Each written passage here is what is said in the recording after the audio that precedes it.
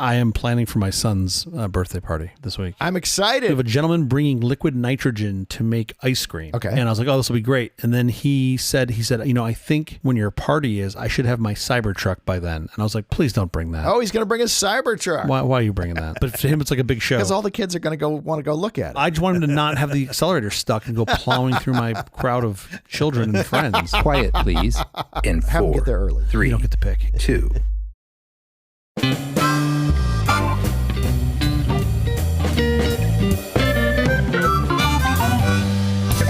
Company presents a truly terrible podcast. Welcome to Nonsense Season 2, Episode 16. I'm Jeff Parker. I'm CJ Little. I'm CJ Little. Words are hard. I'm CJ Little. You say it as a question? It's a question. This is our take on the week's business, tech, and entertainment headlines. This time, we'll look at the value of a college degree. Oh, so we're covering entertainment this time. That's great. It's World Penguin Day, a day to raise awareness about these flightless birds to preserve their species so that future generations get to see these elegant and remarkable creatures. There are 8 species native to Antarctica. Most penguins are monogamous and have unique calls to assist them to find their mates in large groups. I understand they're still flightless. Linda?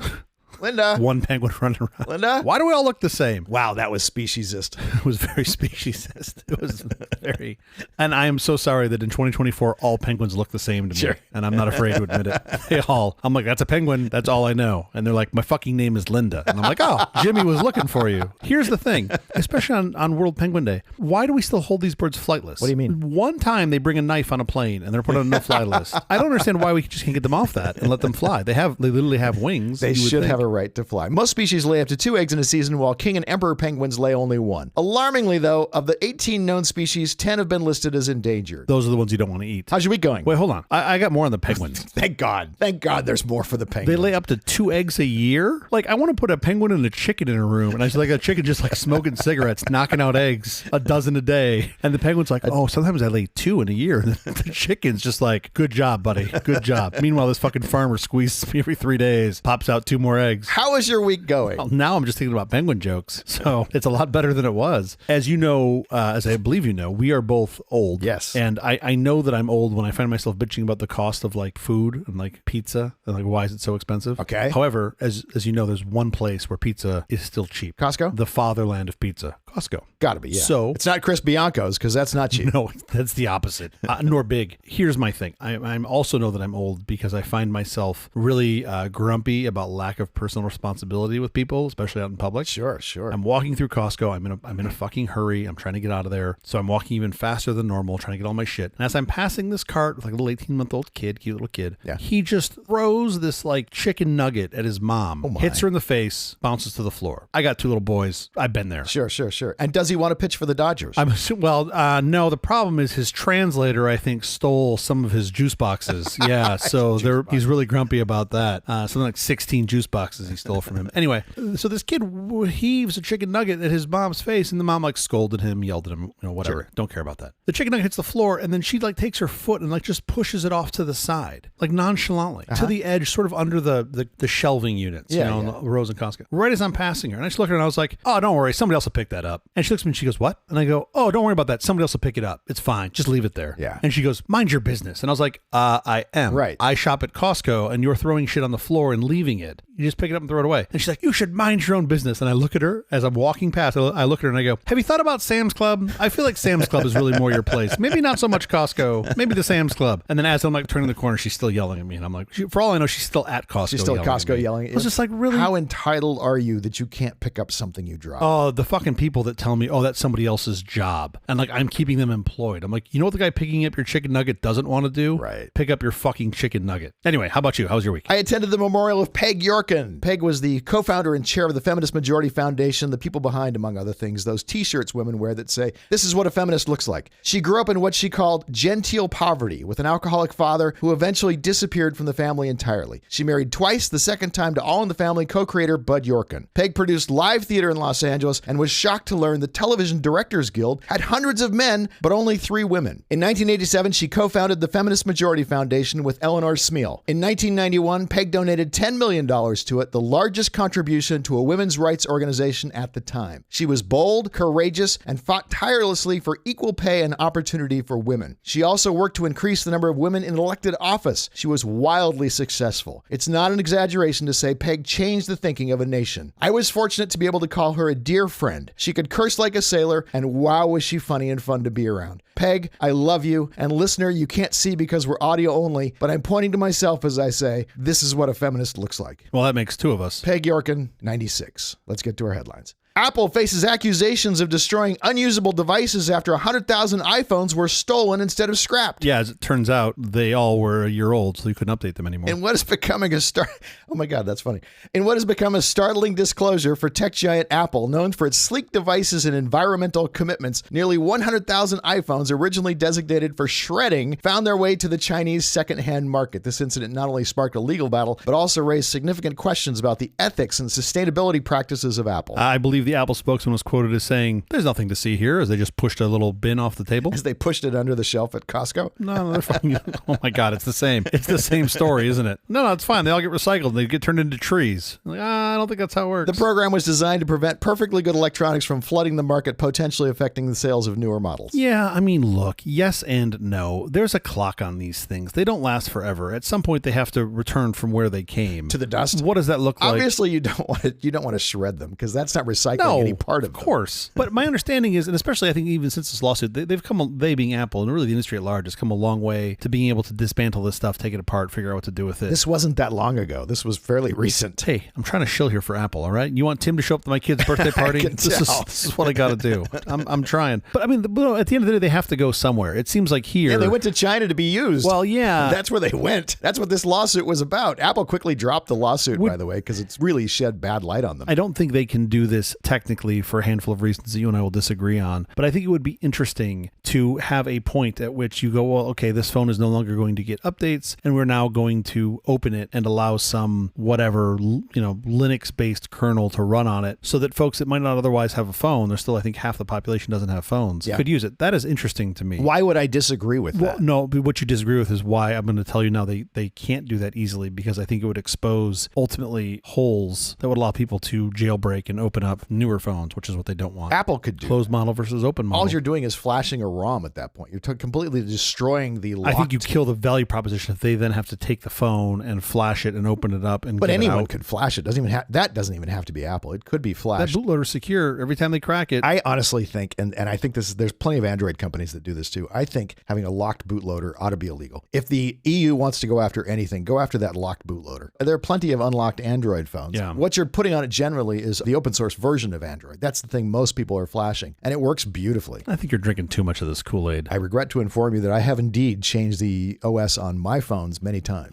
Yes, what I heard you say is I'm a giant dork. Yes, I know. Of course you have. It's interesting because in my younger days, I viewed computers as these really cool projects and toys you could build things with and do things with, and it was super cool. Sure, and they're great. You can learn things. At some point, and I would say it was probably around the time I bought my first Mac. Shocking. I switched gears into saying I want it to be a utility. I just want a utility. I just want it to always work as best it can and have I don't want to upgrade a bunch of random shit. I want it to just work. And then because I want to put my focus onto software, which I think is way more interesting. Right? Sure. Software and systems. But there are plenty of times when you would like to be able to upgrade the amount of RAM in your computer and things like that. And it's nice when that's easy to do. Yeah, my trade-off for that though, okay. Especially, by the way, students. I think students should be able to crack open their computers and change things out all the time. Yes, I like the idea of being able to upgrade my RAM. And maybe in 18 months, I go, oh, memory's cheaper. I'll put some more memory on this thing. Keep going. The problem is, in those 18 months, there have been 500 days I've been lugging that piece of shit around. And if it weighed less by a couple ounces and was a little bit thinner and a little more usable, which is my trade-off for not being able to upgrade it, I'd rather have that. And maybe I'm just justifying why, I keep buying this shit, but it sure does seem nice to have a real thin... I don't think you would notice the difference between having a SIM socket you have and to. having... No, and it's you have to. too It's light. thicker. It's too you have small. To. You can't not. It's too small. You have to. Not possible. There are plenty of computers, laptops out there that the exact same thickness as your Mac. Sure. And there's no weight difference. I mean, again, you're talking about something so small. Yeah, but they're inferior. It doesn't help my pride as much. My pride doesn't swell when I carry it. How are they inferior? I think they're wonderful. They don't have the little fruit on the back. Russian GPS jamming throws British aviation into chaos. Thousands of flights disrupted. I don't like the title of this article. I don't like the way this article is written at all. Russian GPS jamming throws all aviation into mild chaos. It's not like they didn't just set it to British. They didn't set it to Churchill and just go after the BA flights and the Ryanair flights. Any GPS speaking with an English accent, that's what they're going after. I think they are jamming using a directional antenna. And I think probably I'm pretty sure that's how it works, it's affecting, it's affecting Wizz Air and Ryanair disproportionately because of where they fly. Maybe. It also affects British Air and EasyJet. It but affects at a lesser anybody that's scale. flying over that airspace. Yeah. Now, the problem with Ryanair is a complicated one because it's not just the jamming. It's the CEO. The problem is I love the CEO. I actually think he's pretty funny. okay. The pilots of those Ryanair flights,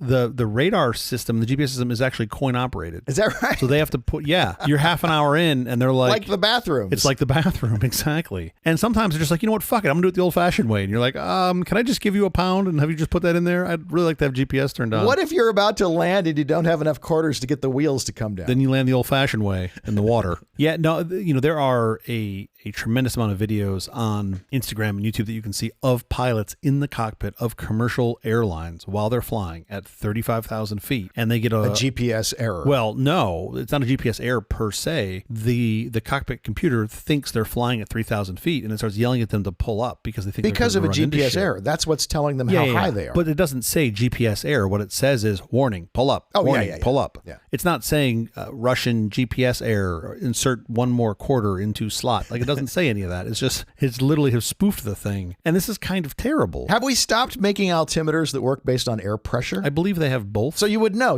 I'm at 35,000 Well, feet. they also have these really cool devices, usually 4 of them on commercial airlines, called eyeballs. Well, and they can just look out the windows ideally, and sure. see that they're above the cumulus clouds and they're flying at, Sure. like, unless somebody just plopped Kilimanjaro down right next to Poland, I don't think we're going to good hit then. anything. Yeah. They're going to be okay. By the way, today's word of the day was Kilimanjaro. I had to work that into the show. Yeah. Excellent. I do think, though, this is terrible. What are you gonna do? Send a really strongly worded letter to Putin Russia, and say, exactly. please stop Please- doing this? please stop Where interfering is this with on the our- list of shit they should stop? Biden signs TikTok ban into law, starting the clock for ByteDance to divest it. President Joe Biden signed a foreign aid package that includes a bill that would ban TikTok if the China-based Yeah. parent company ByteDance fails to divest the app within a year. I'm mildly impressed they got this pushed through as fast as they did. You know how they did it? Well, they bolted a bunch of other shit to it. Aid for Israel and aid for Ukraine, which absolutely needed to pass. By the way, they also threw in a tiny amount of aid for Taiwan. Yeah, I saw that. Tiny relative to the other aid packages, but it's still like $8 or $9 billion. But Taiwan is like arguably even way more important to us than those other two Of countries. course. Nah, they're all important. So this is interesting. This is basically a 9 to 12 month clock 270 to days. divest. I think this is a net positive for literally everyone except for the PRC. PRC may or may not even allow it. Why not suck a shit ton of money out of Western investors? That's the upside here. I feel like TikTok is at the top of its game. It may have already peaked. May have already peaked. Yeah, exactly. It looks like growth is flat. Yeah.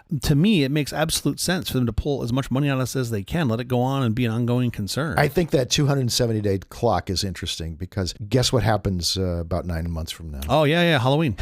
Biden can extend that for another 90 days, I believe. Yeah, I think this is going to be a win for everyone. You know who it's going to be a loser for? PRC. No, the people who buy it. They're going to overpay for it as it's cratering. Caveat emptor, my friend. Caveat emptor. Like, you know when you go and you buy a flight somewhere and you pay for your flight and then there's a little checkbox that says, do you want to buy travel insurance? Yeah, sure. It's like a $30 upsell. I'm going to do that on the people that are buying shares in TikTok. And I'm going to say, would you like to buy part of my bridge? I have a bridge I'd like to sell Because you. you think they're suckers. I think you're buying the thing at the top. I mean, doesn't seem like a great bet to me. It seems like a lot of risk. There's an awful lot of people who want to buy it. But there's going to be another thing. There's always another thing. Actually, no, this is it. This is the end. This is the end.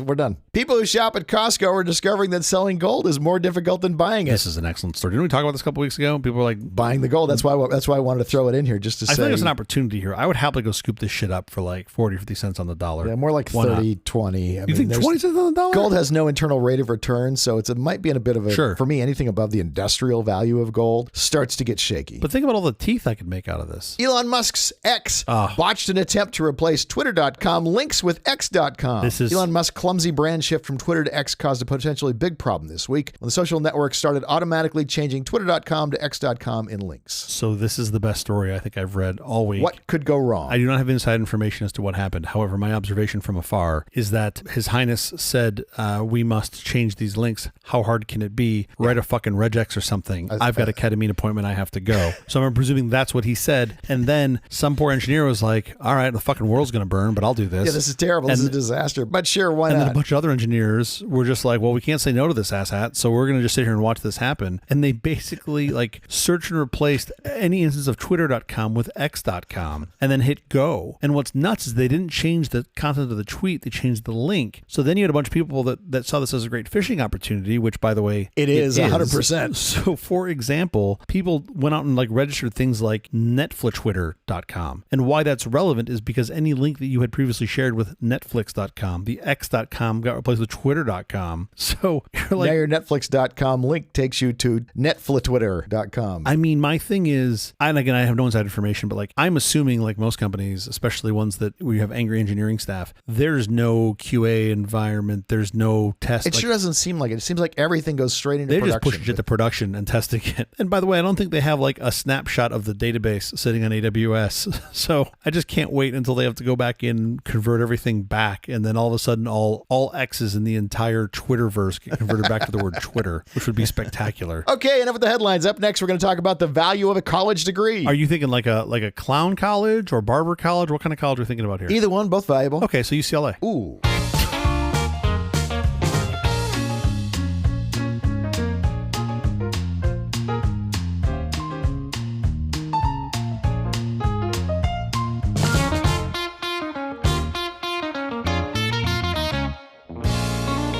Sometimes I say things on this program that are way too contrarian, I think, for most people. Like, no one has done more to harm dogs than the American Kennel Club. If you truly love animals, you'll get mutts, never so-called pure breeds. Check. I said, with very few exceptions, the Italian olive oil in your grocery shelves is garbage. Most olive oil isn't olive oil unless it comes from strongly regulated places like California that make selling olive oil that isn't actually pure olive oil a serious crime. Check. Or Costco. I said earth-grown diamonds are for suckers. People who don't understand chemistry and molecular structure. Lab-grown diamonds in 2024 can be and usually are superior in every way and are far less harmful to the earth, to say nothing of the many people often enslaved to do the mining. Even De Beers is finally coming around to the supremacy of lab-grown diamonds. Yeah, who takes a counterpoint to that? There's no counterpoint to that. You're correct. I think a lot of people take counterpoints. No, they're just wrong. Their answer is, I like doing it the old way. Yeah. And then you list all these things and they go, oh, well, that's terrible. So if these kind of topics bother you, hold on to your seat, because now we need to talk about college degrees. Oh, this is going to be the one that gets them all to turn off the show? I'm pretty sure if you find the things we say controversial, you're already listening to Rogan. I don't think anybody's left here. I think they're all gone and they're all enjoying something somewhere else. This came up because of a discussion I was having with some parents of kids who go to my kids' school. Okay. And they were talking about taking out loans for their kids to go to college. Yep. At this school, I was surprised. I actually thought people were paying for these things out of pocket. Nope. But apparently, even here, this is not the case. This is a fairly common thing, apparently. Yeah. I mean, you're basically paying a nicely loaded BMW every year to go to school. It's remarkable how expensive it is. Yeah. So we had this discussion. I didn't really come to any conclusions from that discussion, but I wanted to discuss it with you because you're a smart guy and you have good thoughts. I think the kids who are going to go to Harvard and study medicine, borrowing that money probably makes sense. That probably will work out. First of all, do you have me confused with somebody else?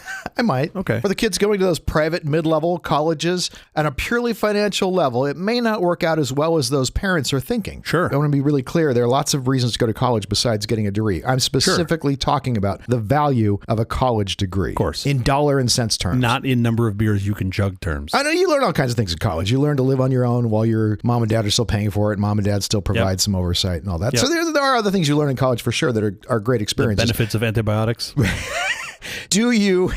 That's hilarious. Do you learn enough to increase your earnings power enough to make the cost of college warranted? And that's what I want to discuss here. I grew up in a house where college was not optional. According to my parents, you grew up in the primordial slurry and climbed out of it and went to college. And when you came back, you were presentable for the world to see. And nothing besides college could cause that process to happen. That primordial slurry, that's how they referred to Berkeley? Yes. Interesting. I thought they would speak higher of their alma mater, but here we are. And here we are. I thought you and I could look at four things. Number one, why is college so expensive? Yep. 2, do loans for college make sense? Okay. 3, in 2024, how mandatory is a college degree? Okay. And part 4, I want to just give some thoughts on where we go from here. This is a lot to unpack. 4 quick segments, and I think we should be able to fully solve all the problems associated with college. 4 quick, yes, I'm sure this will be speedily as all of our shows are. Shall we begin with why is college so expensive? Well, someone's got to pay for the nice chancellor's office. First of all, let me backtrack to say sure. we absolutely do want to encourage everyone to be voracious learners. All boats float higher. Of course. In our world, the more educated we all are. But that's not what you're talking about No, here. I'm talking about higher education, Exactly. structured higher education. I also think for full disclosure, we should let the people know that you and I both attended the University of Spoiled Children. It's true. I feel like that would be a good place to start. And my parents paid for it. I didn't have a college loan. College was a lot cheaper then. Think about how much less college cost when you and I went to USC versus what it costs now. I just traded 3 chickens. I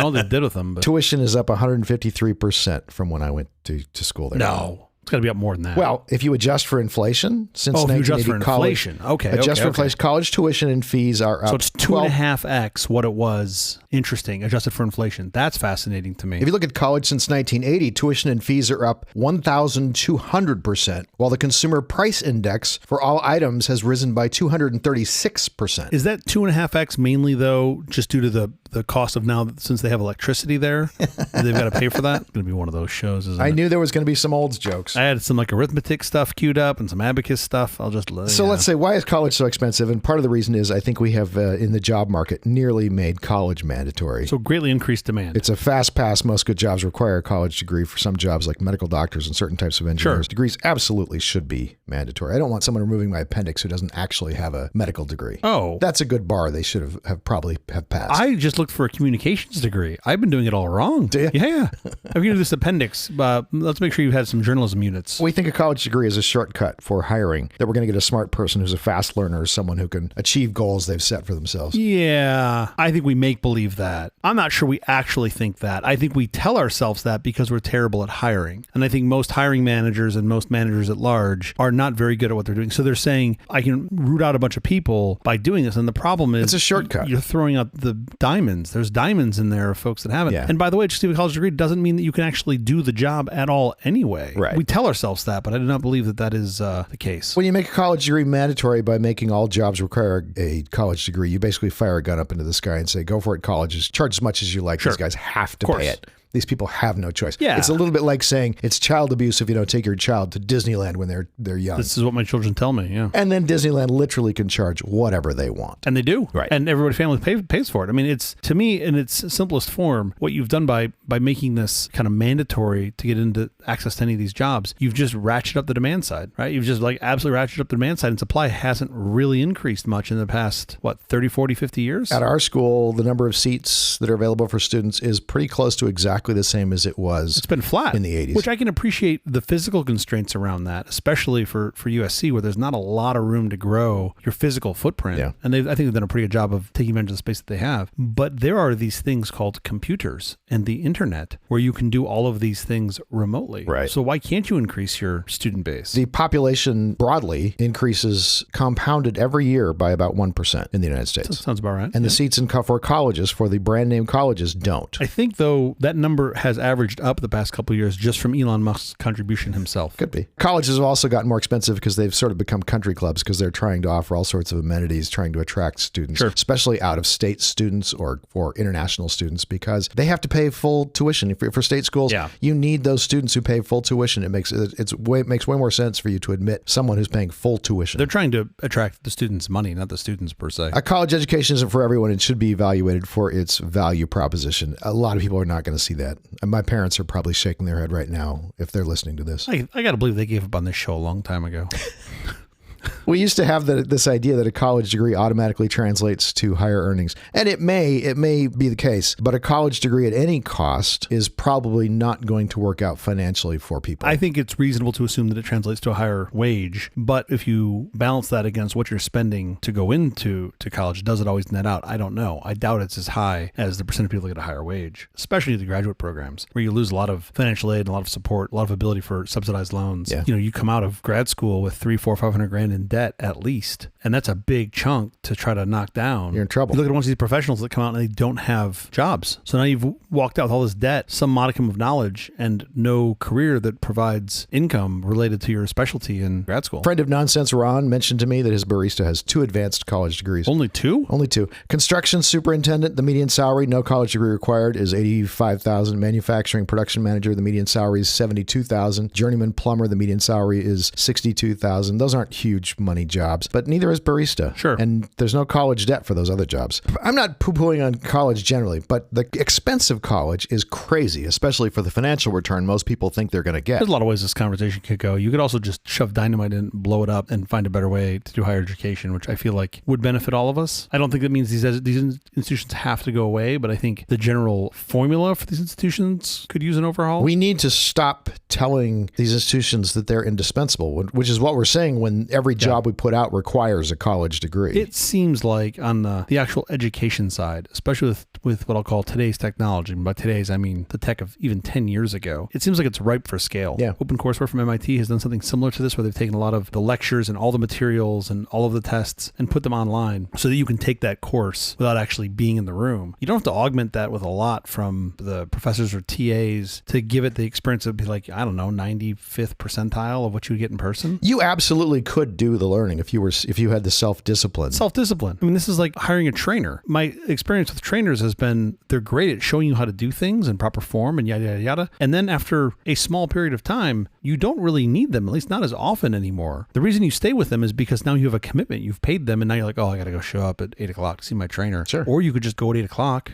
Like, your trainer's not doing anything. If you could get yourself to do it, maybe most people can't do that. I don't know. Maybe that's the silliest thing in the world. Set a timer on your phone. Also, textbook costs have gone way up. Oh, Scott boy. McNeely has started an open source program called Kirky. It's Curriculum Wiki. Yeah. And there's also OpenStax.org from Rice University. And basically, for their free college curriculums, free college books, brings your cost of books down to 0 because on average, college students are spending around $1,000 per year on books. The book thing seems like a huge racket, especially when you're on revision 23 and there's 9 words changed between each revision and they keep requiring the last revision. That just seems like a total racket to me. And the cost of those books is just crazy. There's really no reason for this to still be a thing. Just about every other source of information that we used to have to get from books has found its way online pretty conveniently. OpenStax.org has tons of these books. Yeah. I mean, it's the go-to resource, right? Like, look at software development. You and I spend a lot of money on books and a lot of time curating books that we wanted to read or wanted our teams to read. Sure. And that has completely stopped. Now, it's gone. You get that all online. It has completely moved over to online. I could not imagine, and actually I do have trouble developing software when I'm not connected to the internet. Of course. Because it's become such a resource. You want to look up some API or some, arguments in a method you don't remember. If you don't have it locally, you're host. Right. So you sort of have to be connected. Whereas before we'd go pop open a O'Reilly book with penguins on it and flip through to whatever the reference page and figure it out. My son had a teacher who taught coding, and in the class, they were not allowed to use anything online. The teacher did not want them looking things up online. And I'm like, This is not how professional software is made. What a real world example that is. Things change so much. If you want to become a software developer, the skill you need the most, it's not how to program in C, it's not how to program in Rust. The skill you need the most is how do I learn the fastest? Sure. Because I'm going to be learning new things all the time. And guess what? That's now going to be true in every other profession. I vaguely remember in the few CS classes I actually had to attend questions like, implement quicksort. And I was like, why?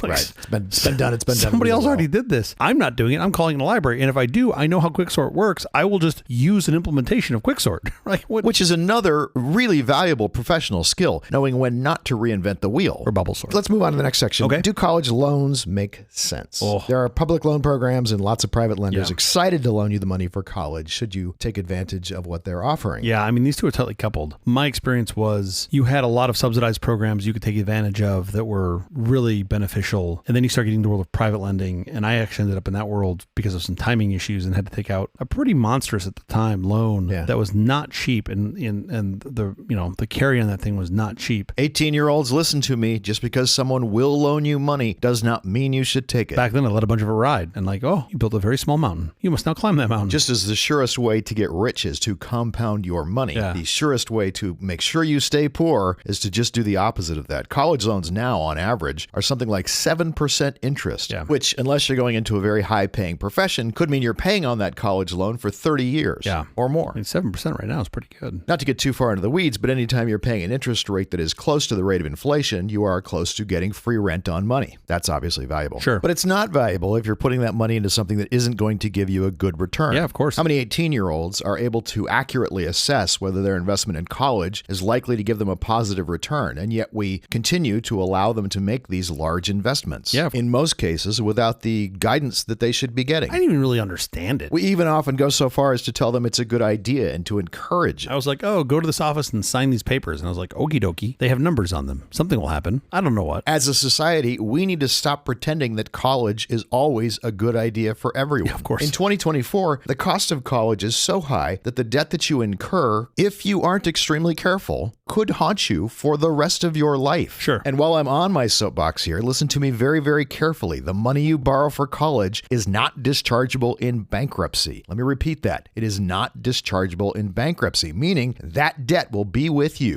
for the rest of your life. You will forevermore be required to pay off that debt. The only way out of it is to pay it off. By the way, if that doesn't mean anything to you, please look it up on Google. This is an important concept. Sure. That doesn't mean you shouldn't necessarily borrow for college. In some cases, it makes sense. However, make sure it makes sense before you do it. My best investment advice for anyone is don't invest in things you aren't sure of. Okay. The average in-state tuition fees at a public four-year college for the 2022-23 academic year was about $11,000. The average cost for a private nonprofit four-year college was about $40,000. That's before room, board, books, supplies, and other expenses. Over 4 years, this could be around $150,000. At a private nonprofit college, we're looking at closer to $250,000. That's crazy. Vanderbilt University in Nashville is closing in on an annual tuition of $100,000. They're going to be the first probably to cross that mark. Median student debt for 2022 was around $25,000. Given what you just told me, that seems like a reasonable number. The problem is not the people who are borrowing $300,000 because they want to go to Harvard Medical School. Those people will probably be fine. Yeah. The typical trouble spots in lending to students is actually those lower numbers, around $25,000 or so. Yeah. People take out those college loans and then for whatever reason aren't able to complete their college education. They aren't able to get the degree. Sure. Now they're in the worst of all worlds where they both have the debt and don't have the college degree. I mean, there's been a whole industry, I put that term in quotes, that's spun up on that same premise where you have these universities, like these bridge universities that have popped up. They provide all sorts of financing, let people dig big holes. You're not getting anything from that degree if you even finish. And they've just had folks that have been saddled with a ton of debt to attend some sham university. Well, even for a good university. I mean, the banks are thrilled to loan you the money. The banks are thrilled to get all that interest. Of course. This is often not in your best interests. Yeah. I don't mean to be a killjoy here, but this is true even for parents who are meaning to do right by their kids. High debt can hinder future financial security. I don't know if can is the right word there. I think will is the word you want. How could it not? Right. It can only hinder till you get rid of it. None of this is to say that education isn't valuable. In fact, take a look at it at a macro level. Take a look at someplace like Germany. Since 2014, almost all college is now free. As a country,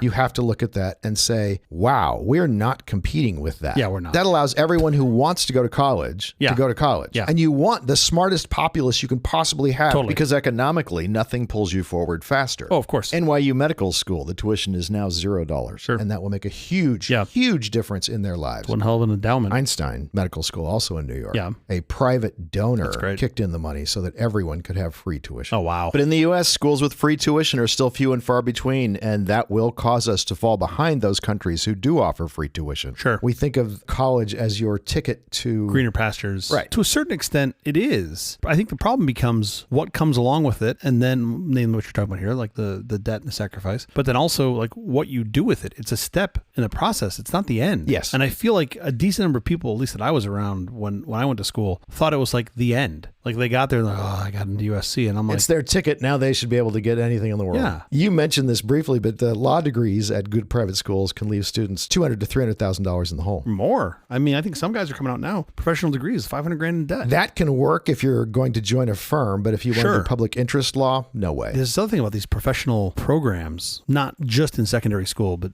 upper education, where like you just kind of get trapped into it because you already made this investment in time and money, and now you're like, oh, I've got to be an accountant for the rest of my life. How many people finish law school, go to work for a law firm for 10 minutes and say, oh, this is not what I want to do. This is awful. I thought this was going to be like LA Law. I watched the show. It looked great. Sure. It looked like a lot of fun. This is not that. It's all about churning lots and lots of billable hours. 1888 avocados.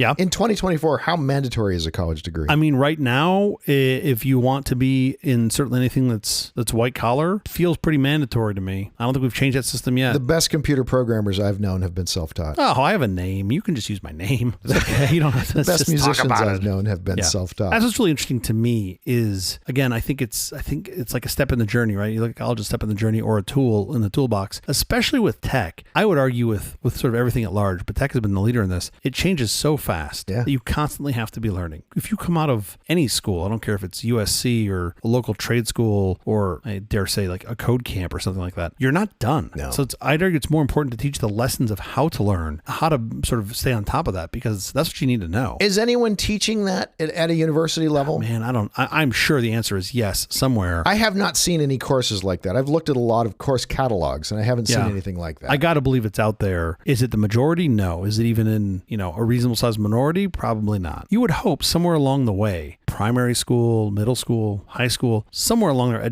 somebody educates you in how to learn. That was actually the biggest problem I had going to college is high school was so easy for me. Like I didn't have good habits. Yeah. And then you get to college and some things were actually hard, especially my non-major stuff. I mean, I picked some hard GEs and they were legitimately hard. But you learned a lot. Oh yeah, I learned, but I had to learn the meta stuff first. I didn't really know how to do the work. Sure. So you got to figure that out pretty quick because you're like, otherwise I'm just getting slammed. You can't just throw time at this ad nauseum. Infinitum, yeah. My entire sphere of knowledge on this all is around engineering and engineer jobs, engineer roles, because it's where I've spent my whole career. Sure. Typically there you want a good engineer more, my experience, more than a, labeled engineer, but you typically get better engineers from those institutions. They have harder curriculums and harder programs. I mean, there's this gap. We haven't talked about it here yet, but to my knowledge, I should say, there is this gap of folks, especially in trades, that just a lot of folks don't aspire to. I also think most folks don't aspire to STEM anymore either. A lot of arts degrees. Well, the highest degree program is business. I don't know this to be true because I haven't talked to most kids in some school somewhere, but it sure does seem like a lot of them aspire more to sports and entertainment than anything else because that's what they see. Wow, the quantity of university classes on sports management is mind-blowing. Yeah. We do not need anywhere near this number of sports agents and sports managers. Yeah. But for some reasons, it's a hot thing at school. Sounds like fun. It must attract a lot of students. Hanging out with athletes, going to games, making a bunch of money. Yeah, that whole complex just bums me out. Part of that is because the university has to sell the idea of coming to it to potential students, and it has no connection to those students paying back their student loans. Oh, zero. Zero risk for them. That's an interesting animal. What if you made them the holder of the notes on these things? They would push you into very different things. That's a great idea. I'd love to see the undergrad advisor. When you come out, they're like, no, you're taking fucking math. Just shut up. You're taking math. 2017 report found that degree requirements were unnecessary for millions of jobs and disproportionately impacted Black and Latino workers who hold fewer degrees than their white peers. This to me is the bigger, not the bigger problem, but maybe the easiest path to a better solution, which is just helping folks who are trying to do hiring, helping them do a better job. Yeah. Because I feel like in most cases, they just,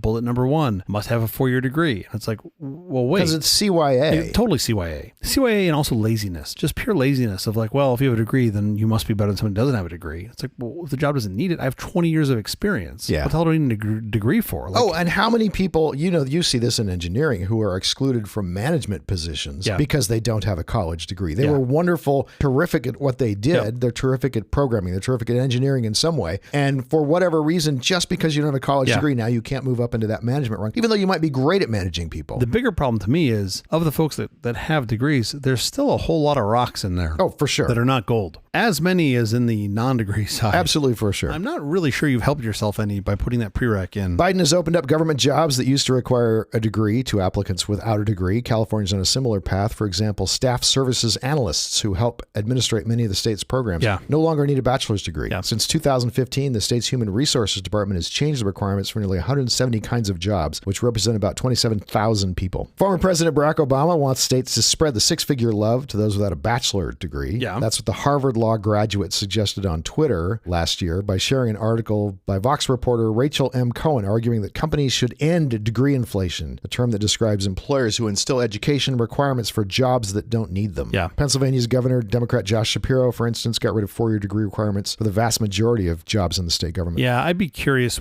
if you try to take an objective look at this and go, what is the skill set really needed for this job? And then where is that skill coming from? Do you need a journalism degree to go, do good journalism at the Washington Washington Post because Carl Bernstein didn't have one. Yeah, sure. That might be the exception. Journalism used to be a blue-collar job. Sure. It literally was because of Woodward and Bernstein and their breaking of the Watergate story that colleges built giant journalism departments. What I think is interesting about this is I think you need some knowledge, understanding, some guidance, and you're not guaranteed to get that from a degree program. There's also plenty of other ways to get it better than even, the top 5% degree programs. Right. But we don't have a good way of quantifying that. Yeah. Where do we go from here? That's our last section. Usually we do this, then we go to the close.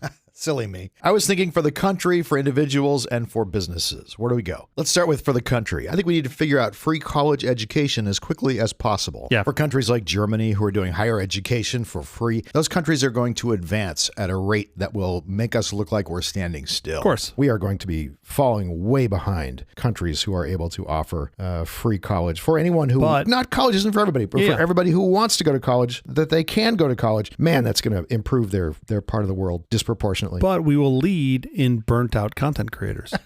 Maybe.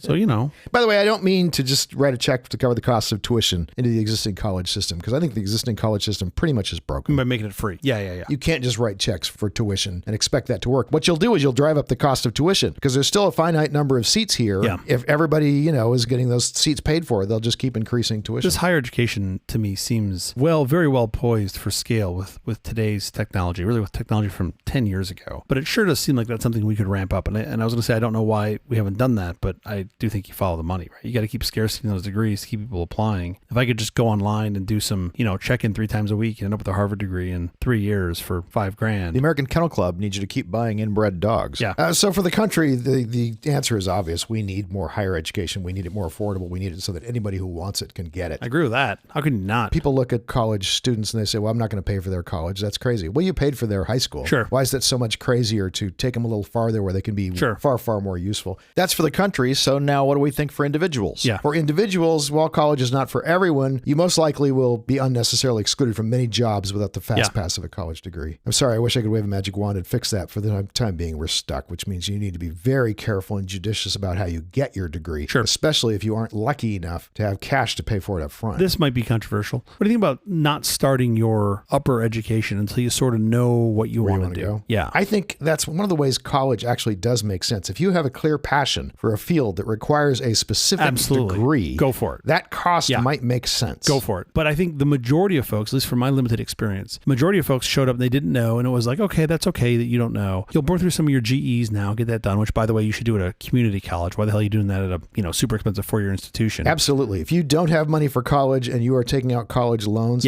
community colleges are your best friends. Do your undergrad. I took math, physics, and general education classes at both USC and a local community college. And the experience I got from the community college classes, these are like your 100 level classes, was still the best education experience I've ever had. I had great professors. I had done some, research on the best classes there, yada, yada, yada. They were small class sizes. They were great. They were basically free. They were so cheap. I had like a significant number of friends who even at the middle and end of their sophomore year had no idea what they wanted to do. No clue. And then I think one of a couple things happens. You end up staying adrift, which is terrible. Mm-hmm. You end up in the grab bag of degrees, a communications degree or an undergrad business degree or something that doesn't really add a lot of value. Or even worse, you do something that you think, oh, well, this looks good or this is exciting to other people, so I should do it or this is going to make a bunch of money. And then you should end up trapped. You end up trapped in this in a law firm, accounting career or a law firm because you've already spent the money and now you're in it and you are just utterly fucking miserable. And you have no choice because you have to pay back your loans. Well, no. I disagree with you on that. You do have a choice, right? It just makes that choice so much harder. What you're saying is true. If you're unsure of the field that you want to pursue, and especially a field where a degree may not be essential, maybe alternative paths will be beneficial. We looked at for the country, we looked at individuals. Now let's say for businesses, stop it. Stop requiring degrees as a condition of employment for jobs that don't absolutely require them. Yeah, there has got to be a better way. And again, my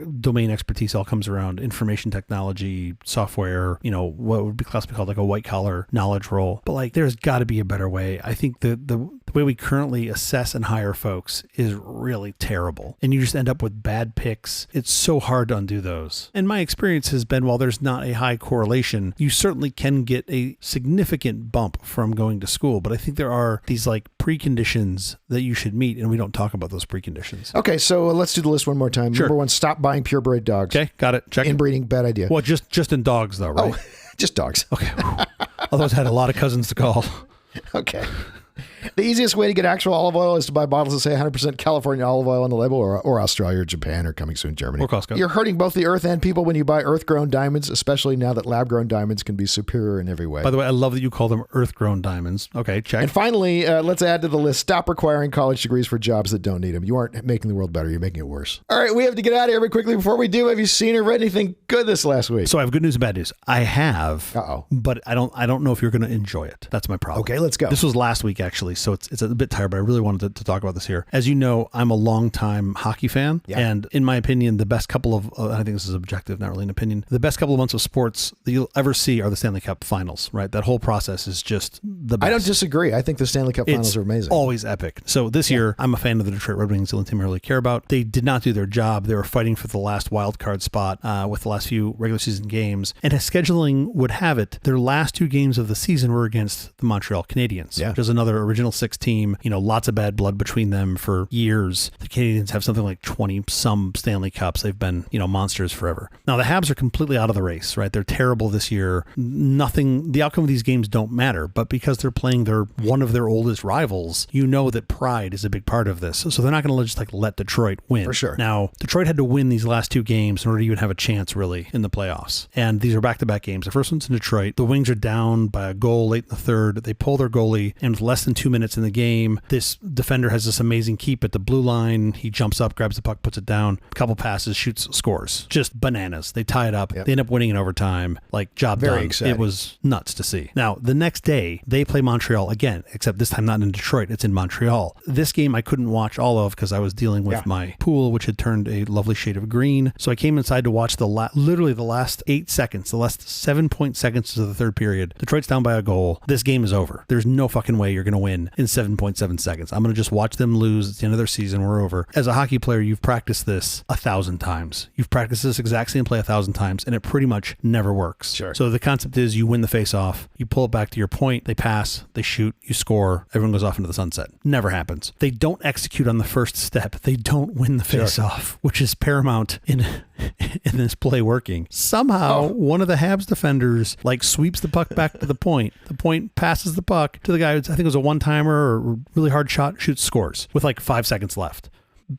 I was just in my office just screaming holy shit 10 times because you basically just won the Stanley Cup. Of course. And they went on to win in overtime. Actually, I think they won in a shootout, which was great. That's what they needed to do. However, and this is just you cannot make this shit up. They needed the Philadelphia Flyers to beat the Washington Capitals in order for Detroit to make it. Now, at the time, this game was happening at the exact same time. That team was tied. They were tied at 1 apiece. Right. If Detroit didn't score any points, the only way the Flyers could make the playoffs was a regulation win. So them winning in overtime didn't matter. They had to win in regulation. So in a tied game with just a few minutes left, the Flyers pull their goalie. What they didn't know, what I presume they didn't know, is they were already out of it because Detroit had already earned a point in the tie. So they pulled their goalie for effectively no reason. The Capitals score on an empty net, which then allows them to progress, beating Detroit out by a point for the finals. So, yes, look, Detroit gets to work on their golf game a little sooner than everybody else. So I guess there's that. Sports are heartbreaking. But it was watching back-to-back Stanley Cup final games before the Stanley Cup finals even started. It was just spectacular. Anyway. I love it. That's fun. It was a lot of fun. I don't think anybody would care to watch it. You should go watch. I'll put a link in the notes just to watch the goal in the last 8 seconds of that last game because it was insane. How about you? I saw a show on Max, which is HBO Max, I guess. It's called Just for Us. Okay. Someone very smart filmed a Broadway performance of comedian Alex Edelman's telling the story of his covert attendance at a white nationalist meeting. Oh, wow. Oh, my word. This is a great show. Yeah, okay. To tell the story right, Edelman got notes from his comedy heroes like Steve Martin, Jerry Seinfeld, and Billy Crystal. It is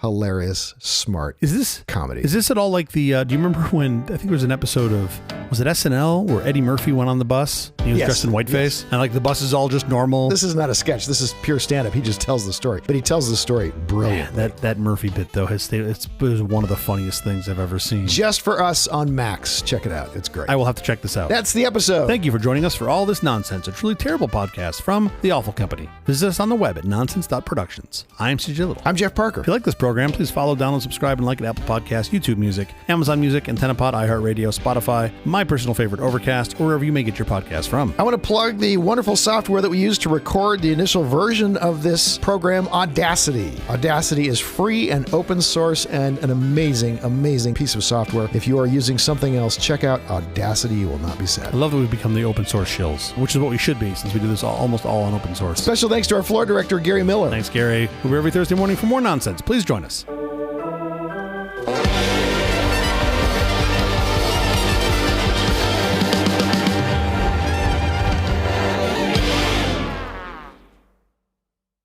To peg? To peg.